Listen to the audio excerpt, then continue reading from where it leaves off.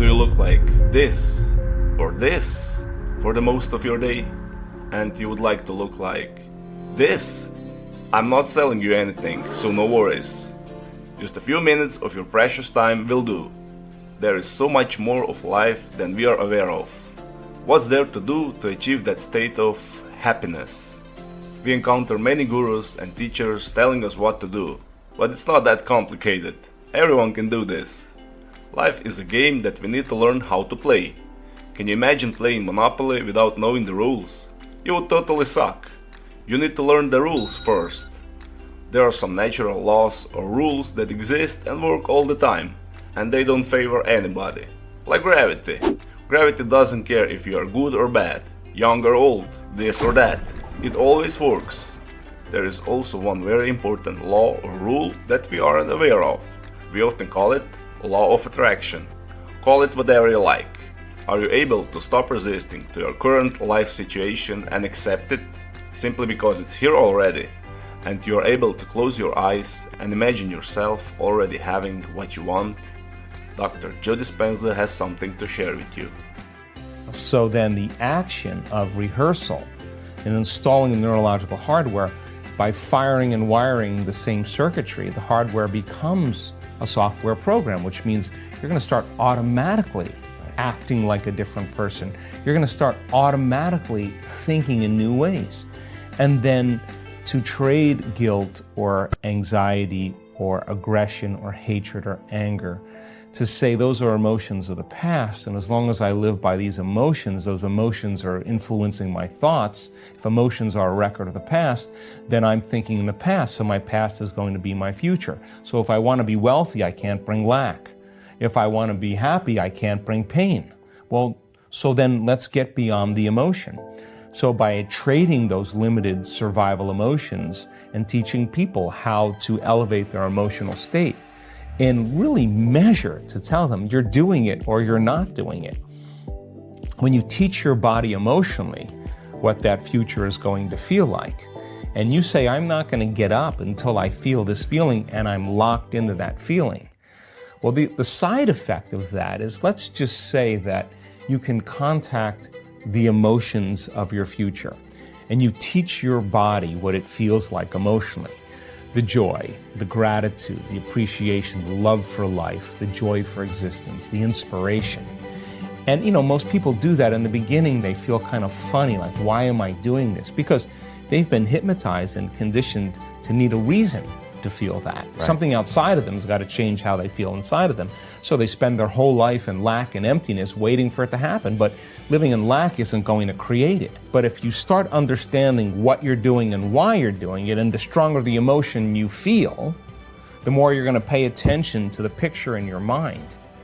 You begin to remember your future. You are branding that circuitry in your brain, and now you're emotionally conditioning your body into the future. Now here's the side effect of that. If you can do that properly and become familiar with those states of mind and body, and you get up feeling like your future has already happened, I guarantee you, you're going to stop looking for it. I guarantee you, you're going to stop analyzing why it hasn't happened. You're going to feel like it has already happened. Now, the work is to be able to maintain that modified state of mind and body your entire day. You got to be able to sustain that state independent of your coworkers, independent of your boss, independent of your ex, independent of your finances, independent of the traffic. And if you're able to do that, you will begin to see the feedback in your life. In a sense, when energy makes it to the heart, it begins to broaden the field around the body. An energy that's literally measurable, a magnetic field. And that energy is a frequency. And that frequency can carry the thought of your health, of your wealth, of your freedom, of your new relationship, of your new job. The frequency or the emotion of suffering can't carry the thought of health. It can't carry the thought of your new future.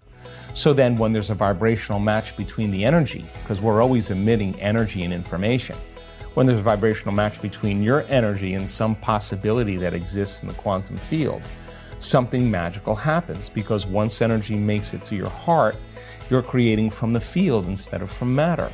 Now this weird thing starts to happen and things start coming to you. Now, you don't have to rush anywhere to get it. You're not creating a matter to matter from three-dimensional reality to three-dimensional reality. That takes time. You're creating from the field, and it's the field that creates matter. So all of a sudden, you start seeing things coming to you. When you see that, and you start to see that they're coming in unusual ways that surprise you, you're going to begin to wake up to the fact that you're probably more the creator of your life and less of the victim of your life. So teaching people how to do that and then be able to become studious, to become the scientist in their life, to measure the effects of them at cause. Whatever's going on in the news, whatever's going on in the media, whatever's going on, it's incidental to the fact that now they're beginning to make great strides. So when people come, for all kinds of reasons to our work, they come to get healthy, they come to get wealthy, they come to have a relationship, they come for a mystical experience. But I now know they really come for wholeness. And when you feel so whole because your brain is so orderly and so coherent, and you've trained your heart to be more in coherence, and you feel that kind of joy for no reason at all. This is where it gets interesting, because now all of a sudden you're no longer seduced by the conditions in your outer world. In fact, you're seeing the hidden meaning behind everything because you're viewing it from a greater level of consciousness. So sitting in the fire of your guilt, sitting in the fire of your pain, and knowing what to do when that happens, and teaching people that as they begin to lower the volume to those emotions, as they begin to self-regulate, that's the greatest challenge they have in their lives. I mean, people say to me, what do you do in the morning? Well, 2 hours in the morning, that's a lot of time. Well, if I can overcome myself at the beginning of the day, the rest of my day is easy. Because my brain waves are just right. I don't have to work as hard. Yeah, my body's a little fatigued, but I'm between worlds. And so my body's a little tired, but I get up and do it. And to me, I allow for 2 hours. Sometimes I can nail it in 45 minutes or an hour, and sure, I'm done. Other times, I'm on the wrong time zone. I have meetings all day long, got a lot going on, and I'm just not going to fall prey to that common state of thinking. The first part in truly creating a new personal reality is overcoming your present personality. You got to get beyond the normal thinking patterns, the normal urges of action and habits, to get beyond certain emotions that are residuals from the day before. That's the work right there. That's the part you have to overcome. So some days you just kind of slip in and it's magic because you've been practicing, like having a great golf game or a great tennis game or a great run or a great session of knitting. You're in your groove. Other days you got to work a little bit more for it. And for me, what I've learned is those hard days,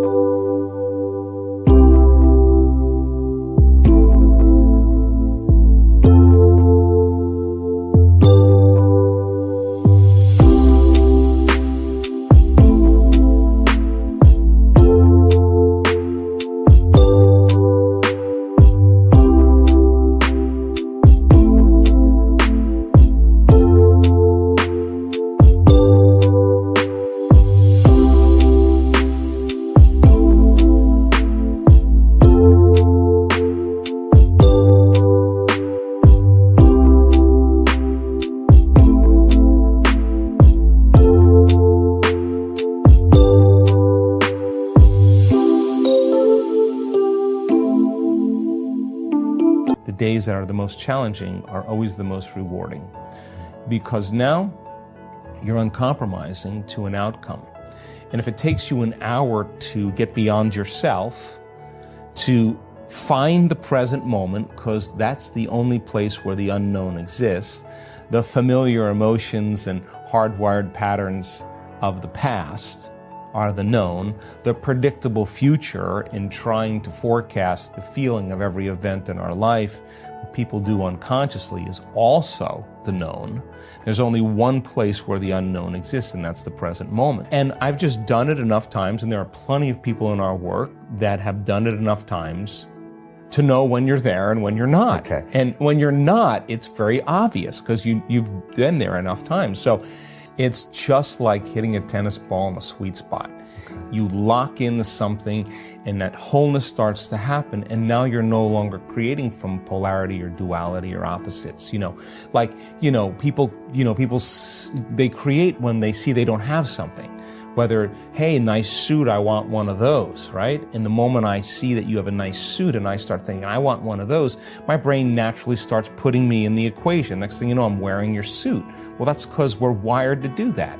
So then we have this natural ability to create. The problem is after you imagine that, you open your eyes and you don't have it, people experience more lack. Well, we're not that good yet.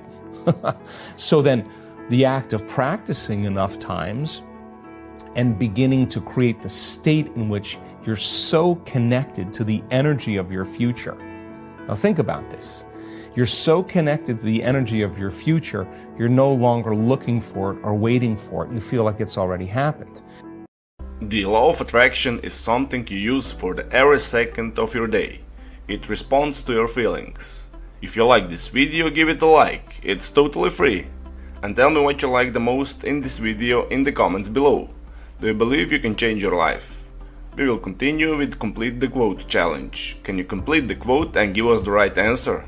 All you need to do is to complete the quote or statement that we choose, and if you can do it first, you're the daily winner. Your job is to write the correct answer.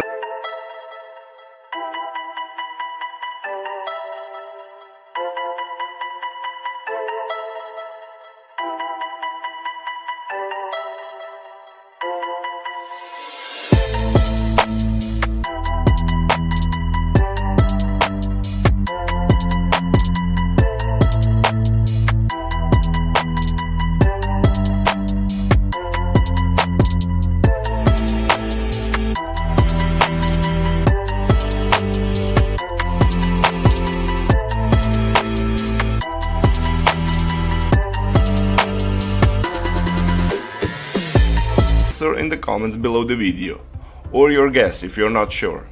In the previous video we were looking for two words and the quote belongs to Dr. Joe Dispenza and it goes like this: same thoughts always lead to the, and the correct answer is same choices. So same thoughts always lead to the same choices. Congratulations to everyone with the correct answer. Today we are looking for two words and the quote belongs to Joe Dispenza also. The quote goes like this: the moment you decide to no longer think the same way, act the same way, or live by the same emotions, it's going to... Write your answers in the comments below the video. Be the first one and win this challenge. Did you understand everything that Joe Dispenza said? If you don't want to miss my new videos and challenges, subscribe and hit the bell button, and you'll be noted when my new video is published. Help me make this video popular by sharing it. If you really like what we do here and want to support us, you can join our channel and our community for a symbolic fee and gain many other additional features. You can do that by clicking the join button next to the subscribe button, or you can click on the link in the description of this video. Stay good and have a great day!